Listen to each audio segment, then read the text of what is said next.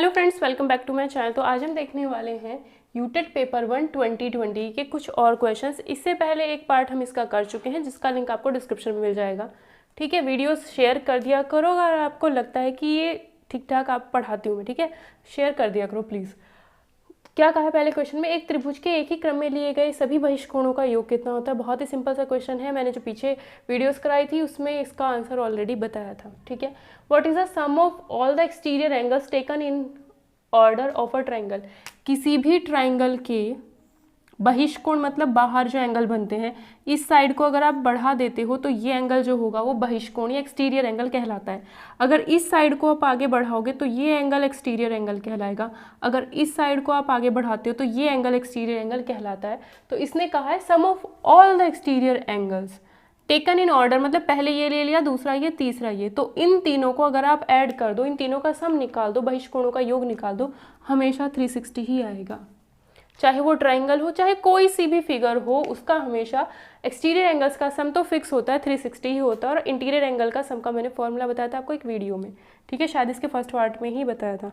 अब आगे कहा है कि दो भिन्नों का गुणनफल या फिर प्रोडक्ट ऑफ टू फ्रैक्शंस। ठीक है, फ्रैक्शन मतलब समथिंग अपॉन समथिंग जो लिखा जाता है वो भिन्न होता है, फ्रैक्शन होता है।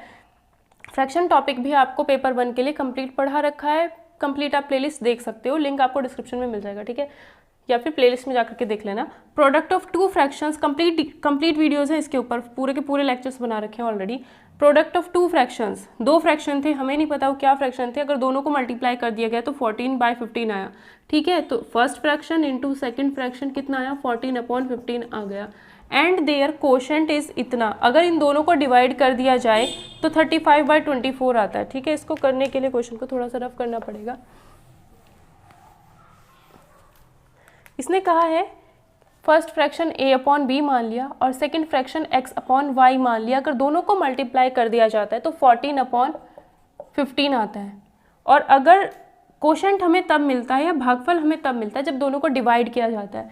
तो a/b को डिवाइड कर दिया जाए x/y से तो जो वैल्यू मिलती है हमें 35/24 मिलती है।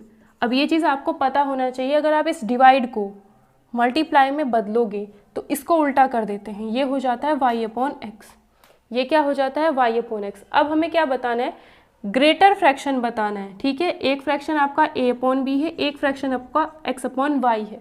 ठीक है, तो अब क्या करेंगे, इन दोनों को मल्टीप्लाई कर दो।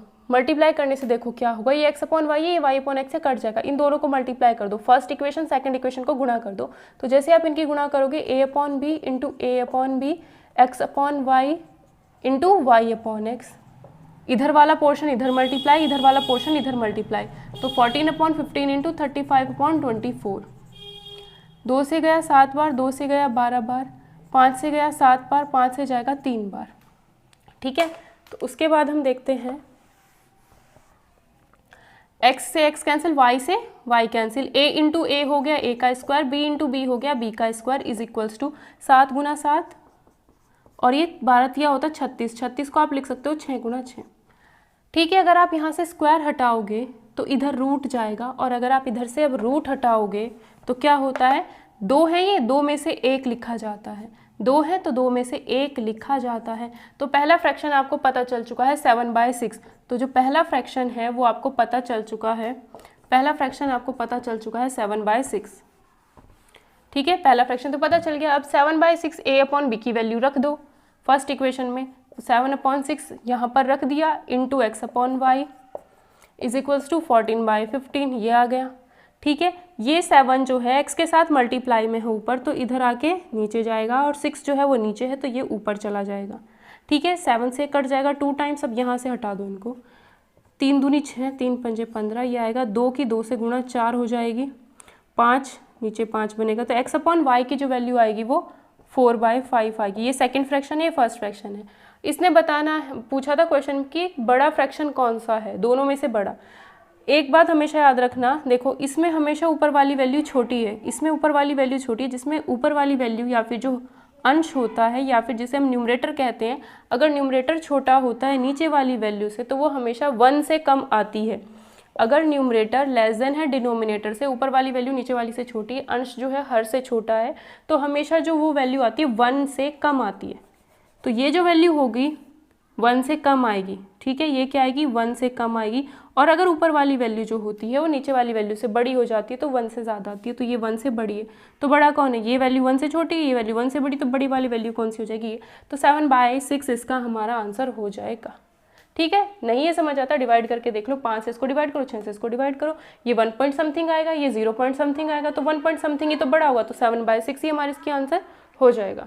नेक्स्ट क्वेश्चन देखते हैं। A tank of oil is 4/5 full, मतलब टैंक अगर पूरा टैंक के अंदर अगर 5 लीटर्स आता था तो अब उसमें सिर्फ 4 लीटर्स भर रखा है। मतलब कहने का ये मतलब इसने कहा 4/5 पार्ट भरा हुआ है, यानी अगर आपका टैंक ये था और इसके मैं 5 पार्ट्स बना दूँ, इतना टैंक है, 5 पार्ट्स बनाए मैंने, 1 2 3 4 5, तो उसने कहा है कि टैंक हमारा जो था 4/5 भरा हुआ है। इसका मतलब है कि फर्स्ट वाला पार्ट भी पूरा भर गया, सेकंड का भी, थर्ड का भी और फोर्थ का भी, बस फिफ्थ वाला पार्ट हमने खाली छोड़ रखा है।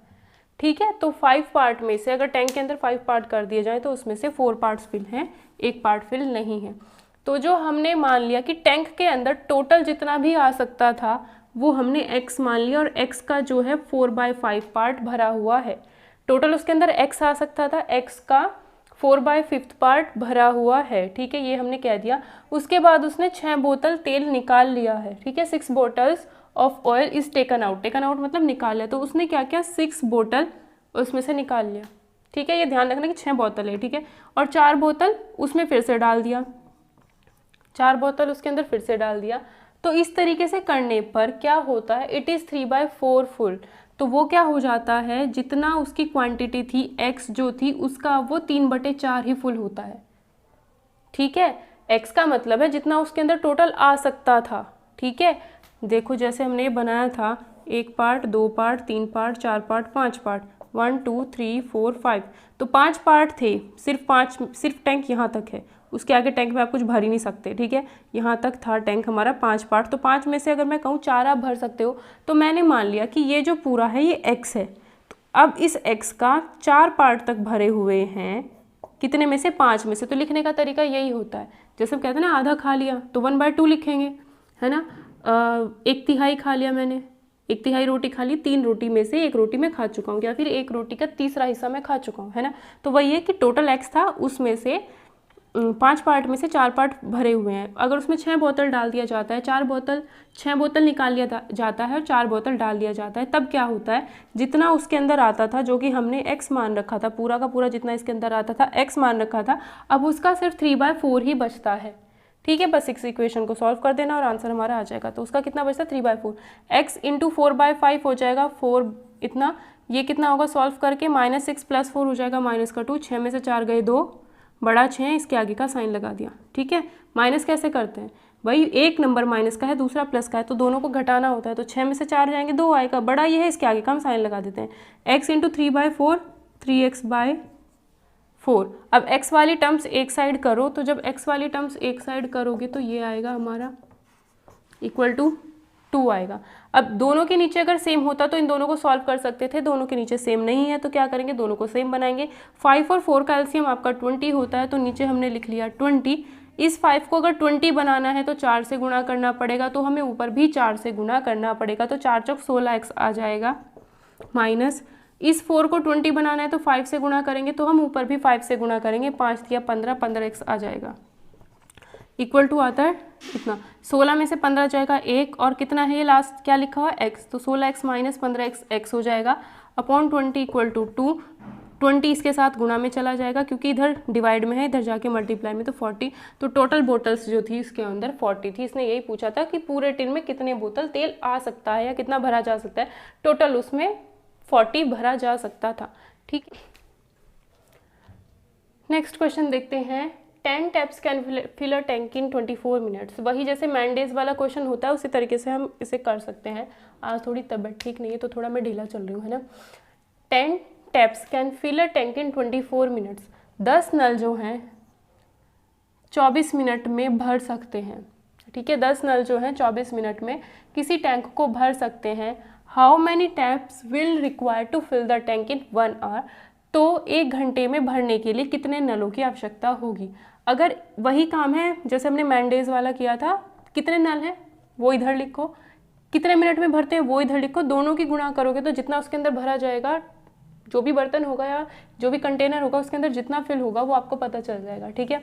इतना, अब इतना ही, ठीक है। तो how many taps will be required, तो आपको कितने टंकियाँ चाहिए, उस टैंक को भरने में कितने नल आपको चाहिए होंगे, हमें नहीं पता कितने नल, तो हमने मान लिया हमें x नल चाहिए, उसी टैंक को भरने में इतने ही पानी जितना ये है उतनी ही क्वांटिटी को भरने में कितने घंटे में, 1 घंटे में। अब 1 घंटे की जगह यहाँ पर 60 मिनट इसलिए लिखा गया है क्योंकि यहाँ पर भी हमने मिनट में लिखा था, तो यहाँ भी हम मिनट्स में ही लिखेंगे। अगर ये आवर्स में होता तो ये भी आवर्स में ही लिखा जाएगा। यहाँ पे लिखो कितनी टैप्स हैं, यहाँ पे लिखो कितना टाइम लगा है, टाइम को सेम क्वांटिटी में सेम उसमें रखना है, मिनट है तो मिनट, आवर्स है तो आवर्स में, ठीक है। अब 0 से तो चला गया 0, 6 से जाएगा 4 बार तो x की वैल्यू आ जाएगी सिर्फ और सिर्फ 4, तो 4 इसका आंसर हो जाएगा। तो सिर्फ हमें 4 टंकी की ज़रूरत पड़ेगी या 4 नलों की ज़रूरत पड़ेगी। नेक्स्ट क्वेश्चन नंबर 97 देखते हैं। The ratio of student in 3 classes is 2:3:5। 3 classes थी, तीनों में जो स्टूडेंट्स का रेशो है वो 2:3:5 है। मतलब पहली क्लास में अगर 2 स्टूडेंट थे तो दूसरी क्लास में 3 थे, तीसरी क्लास में 5 थे, ठीक है। रेशो का मतलब यही है कि पहली क्लास में अगर 3 थे, दूसरी क्लास में, पहली क्लास में अगर 2 स्टूडेंट है, दूसरी में 3 होंगे तो तीसरी में 5 होंगे। रेशो का मतलब ये हो गया। If the number of student is increased by 4 students in all the 3 classes. अब उसने क्या कहा है कि तीनों क्लासेस में, पहली में भी हमने 4 स्टूडेंट बढ़ा दिए, दूसरी में भी हमने 4 स्टूडेंट बढ़ाए, तीसरी में भी हमने 4 स्टूडेंट बढ़ा दिए, तो जो रेशो हो जाता है अब क्लासेस का वो 4:5:7 हो जाता है। तो how many total number of student, तो टोटल नंबर ऑफ स्टूडेंट हमें बतानी है तीनों क्लासेस में मिलकर के थे कितने। तो सबसे पहली बात, तो तीनों क्लासेस में टोटल नंबर ऑफ स्टूडेंट्स कितने होंगे, ठीक है, इसने ये पूछा है।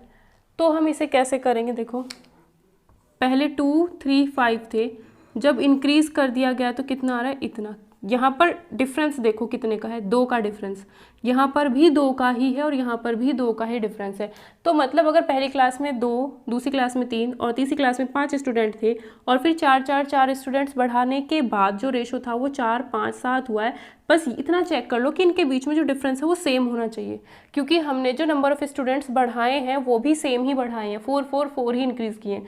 तो इसके बीच में डिफरेंस 2, इसके बीच में डिफरेंस 2, इसके बीच में डिफरेंस 2, कितने का डिफरेंस है, 2 हमने बढ़ाए हैं और क्वेश्चन के हिसाब से हमने 4 बढ़ाए हैं, है ना। ये सेम होना चाहिए था डिफरेंस। तो 1 की वैल्यू कितनी आ जाती है, 2 आ जाती है। तो 1 की वैल्यू 2 है तो 4 की वैल्यू कितनी हो जाएगी, 4 की वैल्यू हो जाएगी आपकी 8, है ना। 5 की वैल्यू 5 दूनी 10 और 7 की वैल्यू 7 दूनी 14 हो जाएगी। और 2 की वैल्यू कितनी हो जाएगी, 2 दूनी 4, 3 की वैल्यू कितनी हो जाएगी, 3 दूनी 6 और 5 की वैल्यू कितनी हो जाएगी, 5 दूनी 10। तो उसने पूछा है तीनों कक्षाओं में कुल कितने छात्र हैं, तो कुल कितने छात्र हैं। अब how many total number of student are in all their classes, तो तीनों क्लासेस में मिला करके अब कितने हैं, तो इन तीनों को जोड़ दो। अब कितने हैं, 14 और ये कितने होंगे, 10, 10, 20, 30, 32। तो 32 तो इसमें आंसर दे ही नहीं रखा, है ना।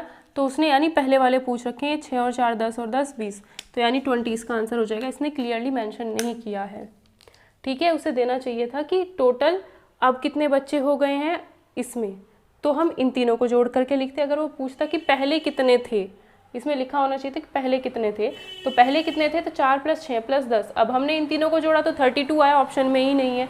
इन तीनों को जोड़ा 4, 6 और 10 तो कितना आया, 20, जो कि ये ऑप्शन में है, तो 20 इसका आंसर हो जाएगा। तो जो पहले जो स्टूडेंट्स थे, ठीक है, तो वो कितने हैं, 20 है। और वैसे भी अगर इसकी लैंग्वेज के हिसाब से देखा जाए तो इसने कहा है यदि तीनों कक्षाओं में 4 छात्र बढ़ा दिए जाएँ तो अनुपात इतना हो जाएगा।